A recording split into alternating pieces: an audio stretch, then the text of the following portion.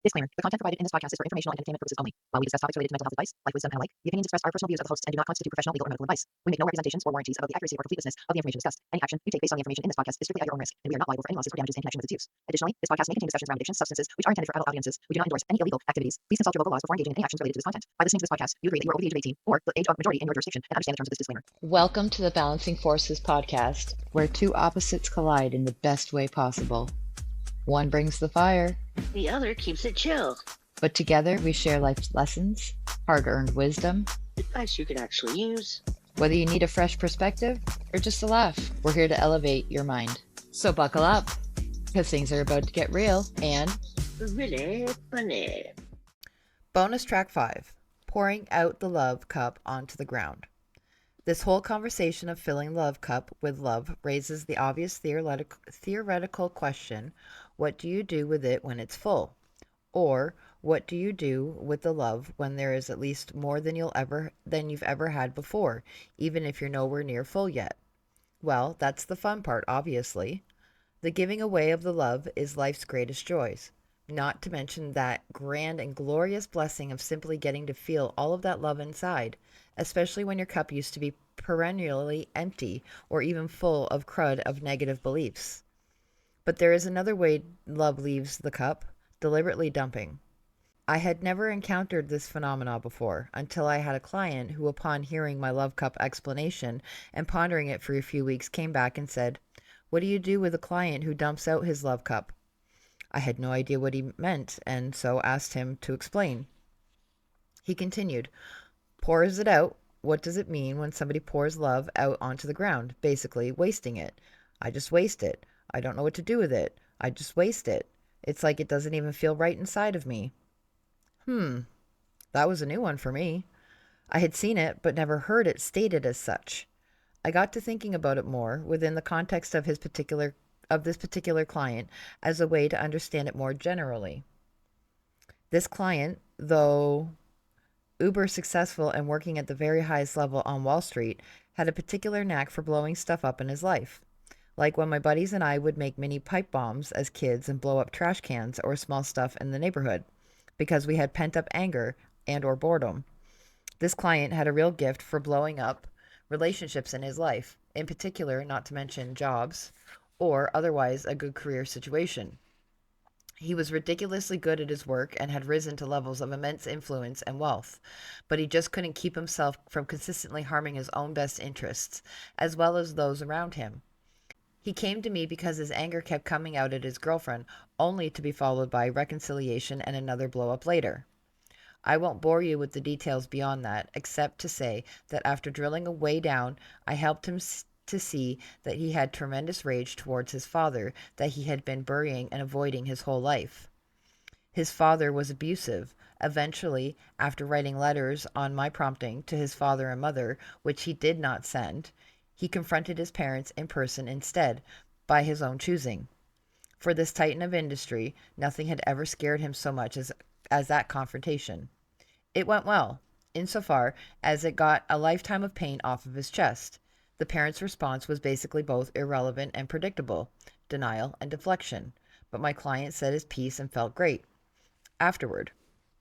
And he had given back to its rightful owner the burden of pain he had been carrying all through his childhood and well into adulthood. He put that 500-pound bag of rocks back in the lap of the original owners. I helped him to see, after that the reason he had previously poured love out, the reason he pushed away people he loved, and essentially spat on those who loved him, was because he simply had no room in his love cup for love. Agitate a full cup and it will spill out. And if it's full of dirty, filthy, stinky crud, that same stinky shit will spill indiscriminately on to those in the most immediate proximity again and again. But love doesn't just spill out of the love cup accidentally. Some people, as my client described, deliberately, willfully pour out love. He was so full of crud, so full of hate and indifference that yes, the love felt good when it came in, but the experience and receiving of love went so completely contrary to the crud and self-beliefs that filled his cup and soul that he simply could not believe them. He could not accept love because it simply didn't compute. His system was so infected with unlove and hateful messages that he literally did not know how that he literally did not know what to do with love, at least not for any extended period of time. He couldn't believe it and didn't want it, even for as much as he knew he did want it.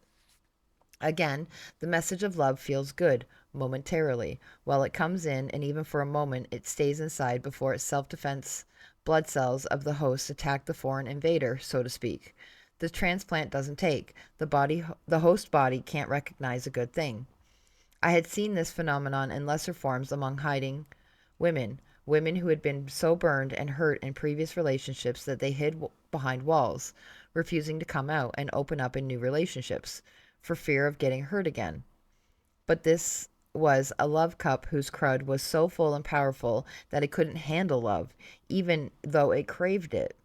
Even though people try to look perfect on the surface to make someone like them or to keep liking them, it is the imperfections that bond us to another. Think about it. Friendships thrive when two people know each other's secrets and intimate or unpretty truths. It is not just shared history that bonds them, but that they carry a sacred part of the other's story. Each is a witness to and carrier of the other's life story, especially the ugly parts. When a person simply doesn't believe in their own goodness, when they have been filled with messages of not being good enough and not mattering, they will keep pushing real love away, simply because they can't believe it. And it is far easier to push love away than to open up and risk being left, which would be an egregiously painful, hurt-filled confirmation of what he or she has already believed. Far better, read less painful, to be rejected for being a false version of yourself, a persona, than to be rejected after revealing the real you. Back to my hate-filled, hurt-filled client. His contemptuous treatment of the love that was given to him was at the core based on distrust, and not distrust of the person offering the love. Sure, that's what he thought it was, but his real distrust was distrust of the message that he was lovable at all, and distrust that he would ever be okay if he opened up, let the hurt out at the persons who had first put it there, and let it be identified. His real distrust was for his own worth and the belief that his life could be anything at all without the only thing that he had ever truly known, self-loathing. If the notion of his own worth was not believable, then anything or anyone that tried to sell him on his own worth was likely not believable and not to be trusted. Reject their message and reject them. Keep pushing them away and hurting them, only to reject the virus of their love, but also in an odd way to get them to shout louder at me the value of my being, and that shouting can get through and at least plant a seed that runs completely counter to the negative messages in one's cement. It's a form of handicapping, pushing someone away in hopes they'll prove their love, and hence trustworthiness, in always bigger ways. It is not the best way, and many perfectly good relationships have been lost to this, but it can yield fruit if there is a lot of luck. And with my client, it did take root. The woman he was in love with had persisted.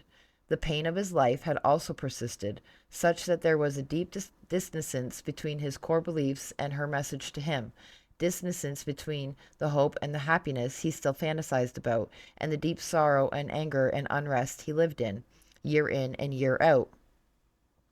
The pain won. It broke him down. With my counsel, the overwhelming pain of the life broke down his resistance to admitting the real source of his pain.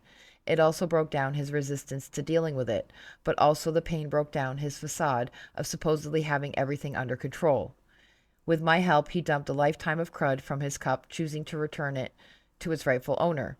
And with that, not to mention the massive courage it took to do so, the massive confirmation of his own worth that doing so affirmed, his love cup could begin to be filled with the good stuff. His system had undergone a sort of a cleanse. His system no longer rejected the good because it no longer hosts to bad, cruddy beliefs and habitualized thinking. Today, he's actually finally married to that woman and no longer blowing her up, their relationship or his career. Depositing his pain and anger where they really belonged changed the relationship where they didn't belong. Are you guilty of not believing love when it is poured into your cup? When do you tend to most disbelieve love? What is the core crud message that blocks love from staying in your love cup? Song recommendation. To really sing where you are in this space of being down, download the song and lyrics to Away from the Sun by Three Doors Down. How awesome is this? This is going to be the book we're going to be giving away. It is an autographed copy as well. Thanks for listening. Be sure to like, share, subscribe, leave a comment. Share this out with your friends. At the end of the series, there will be a giveaway for a copy of your own book. Thank you.